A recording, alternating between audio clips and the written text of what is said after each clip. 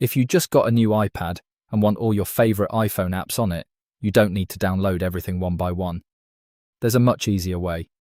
In this video, I'll show you how to transfer apps from your iPhone to your iPad in 2026. And the best part is, it's pretty simple.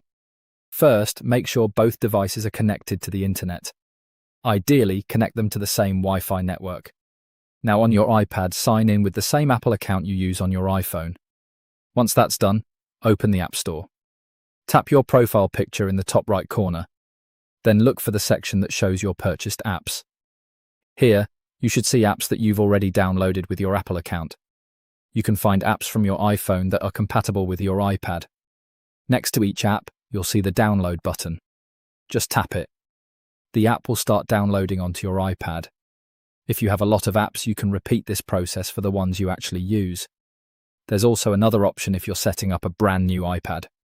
During the setup process, Apple may give you the option to restore or transfer your data from another device. If you choose that option, many of your apps and other information can be brought over automatically. Just keep both devices nearby and follow the instructions on the screen. One important thing to remember is that not every iPhone app has an iPad version. Some apps may not appear or may work differently on the iPad. So, if you can't find a particular app, check the App Store to see if it supports iPad. And that's it. No complicated software. No cables needed for the basic method.